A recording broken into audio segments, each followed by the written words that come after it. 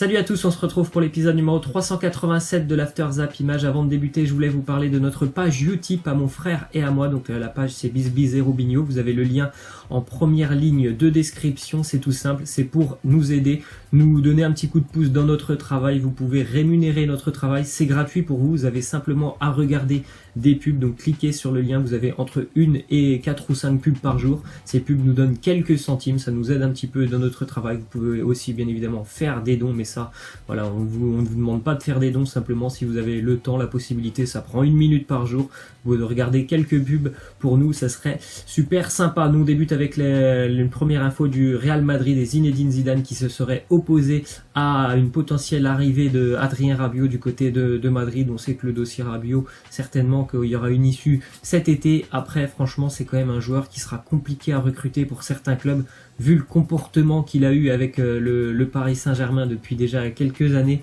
Et je pense que voilà, pour certains clubs, ça peut être un frein, parce que tout ce qu'on sait par rapport à Rabiot, je pense qu'il y a certains clubs qui n'ont pas très envie de le recruter.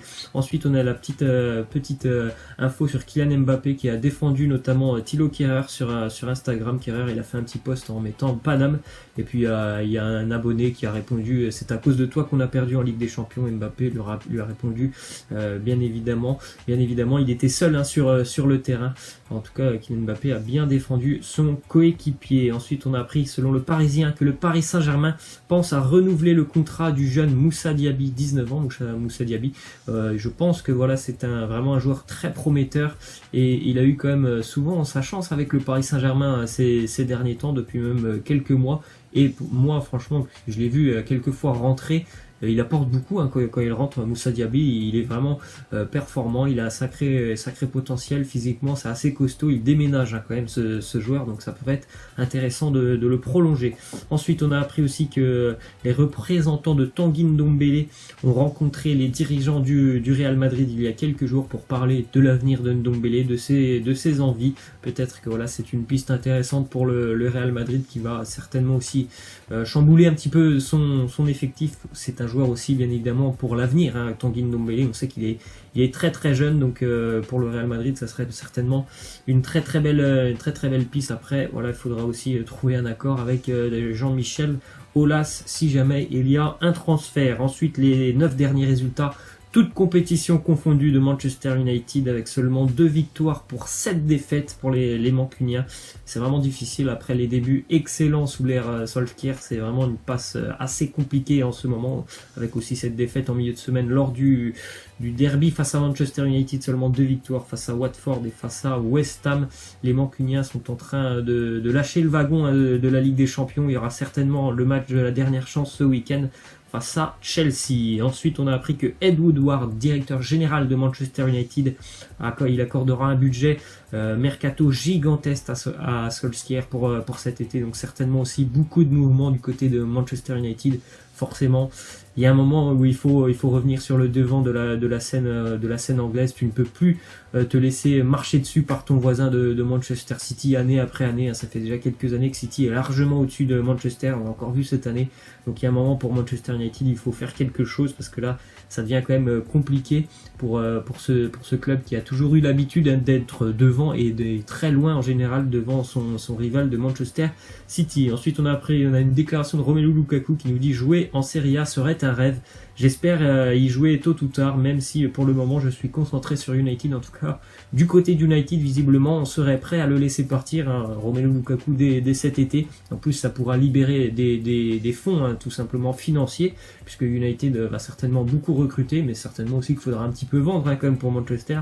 Donc Lukaku, je pense qu'ils peuvent récolter quand même un bon chèque s'ils arrivent à le vendre, et Lukaku, il est très intéressé par la Serie A. Ensuite, déclaration de Jürgen Klopp, l'entraîneur de Liverpool, sur le Manchester United. Manchester City, il nous dit: c'est le résultat que j'attendais. United a tout essayé, surtout en première période, mais plus de 95 minutes, il était clair qu'il ne pouvait pas lutter contre City dans sa forme du moment. C'est vrai que United a lutté avec ses armes, surtout en première période. Après, en seconde période, voilà, je pense qu'ils se sont vus peut-être un petit peu trop beaux. Ils ont arrêté d'avoir ce bloc compact défensivement, et il y a eu un peu plus d'espace pour City. Ils en ont bien profité, donc forcément, pour Liverpool, c'est une mauvaise opération. Après, bon, City aura, on va dire, 2 matchs un peu plus compliqués jusqu'à la fin de saison dès ce week-end à Burnley. C'est jamais très simple d'aller jouer à Burnley, parce que là, à mon avis, ils vont faire face aussi à une équipe qui joue quasiment à 11 derrière.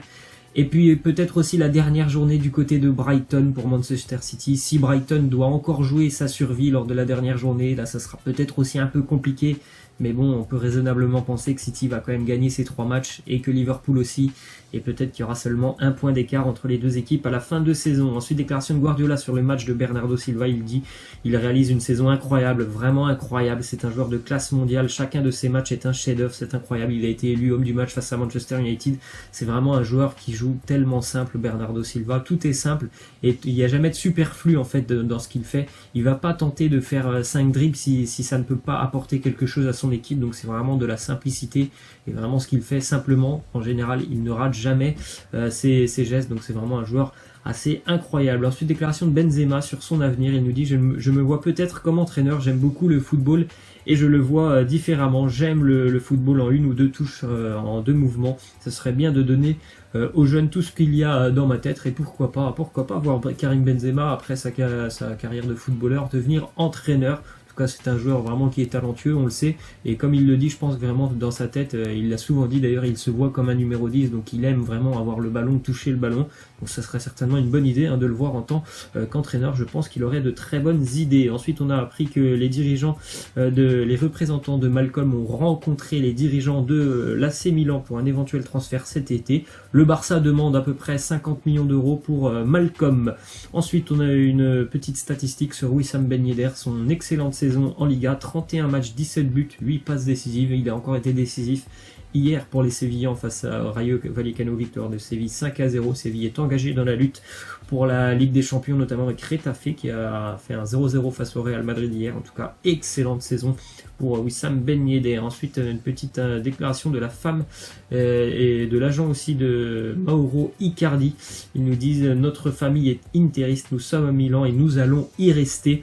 J'en suis sûr à 100%. Nous avons même déjà réinscrit les enfants à l'école pour l'année prochaine. Bon, il y avait beaucoup d'infos autour d'un départ de Icardi. Il y a eu le Real Madrid depuis quelques temps. Il y a le Paris Saint-Germain. En tout cas, c'est vrai que c'est une info à prendre en compte. En général, faut aussi consulter la famille. Et si les enfants sont quand même déjà réinscrits pour l'école dès l'année prochaine, en général, ça prouve que le joueur peut certainement continuer du côté de Milan. Ensuite, une déclaration de Raja Nainggolan, joueur de l'Inter. Il nous dit la différence entre Rome et Milan, c'est que les Romains sont plus proches et passionnés vis-à-vis de leur équipe à Milan.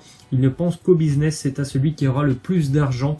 Les attentes à Milan sont plus grandes. Je pense que ça va pas faire plaisir aux supporters milanais, mais certainement que c'est un peu vrai du côté de Milan. Il y a beaucoup de business, alors que je pense, de ce que je vois, de ce qu'on voit, je pense que du côté de la Roma, c'est beaucoup plus l'aspect sportif et l'aspect passion. Ensuite, on a appris que Antonio Conte discuterait actuellement avec l'AS Roma pour le poste d'entraîneur. C'est quand même assez spécial.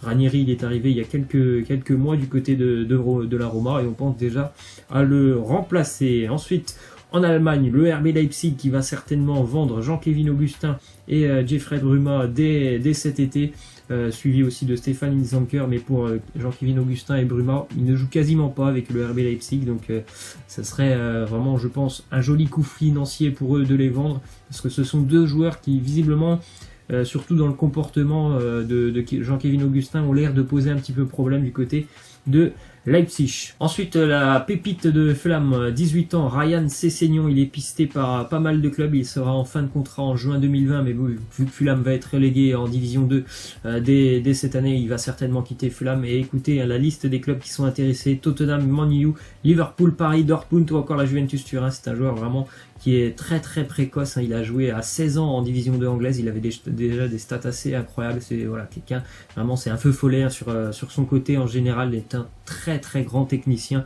il a vraiment un très très gros potentiel. Il quittera Fulham, je pense, dès cet été. Ensuite, on a les petites stats de l'ancien niçois aussi, Neil Maupay, qui évolue lui à Brentford en Division 2 anglaise, une saison incroyable pour lui, 42 matchs, 24 buts et 8 passes décisives à seulement 22 ans. Je pense aussi qu'il va intéresser pas mal de clubs. On a aussi appris que le Bayern Munich était très intéressé par Alexandre Nubel, le gardien du FC Schalke. Il a seulement 22 ans, il a gardé les cages du côté de Schalke, surtout en seconde partie de saison. C'est un gardien très très prometteur. Ensuite, une autre info, l'Ajax Amsterdam qui s'intéresse à Martin Odegaard, qui est toujours propriété du Real Madrid, à Martin Odegaard, même s'il était prêté cette année aux Pays-Bas, notamment du côté du Vitesse Arnhem. Il pourrait être transféré du côté de l'Ajax pour 20 millions d'euros. Ce serait, je pense, très bien pour lui, parce que là, il y a vraiment un club qui donne du temps de jeu assez jeune, pas comme le Real Madrid qui en donne un petit peu moins quand même que l'Ajax Amsterdam. On va terminer avec la question de fin. À quel joueur pensez-vous quand on dit le mot traître? Laissez-moi en commentaire les noms de certains joueurs qui pour vous sont des traîtres. Pour moi, ce sont deux anciens joueurs du Borussia Dortmund, Mario Götze qui est revenu, mais bon, il est quand même parti du côté de Munich, et Robert Lewandowski, qui sont les deux ont passé par le Bayern Munich. Laissez-moi en commentaire vos joueurs. Moi, je vous laisse et je vous dis à la prochaine. Ciao.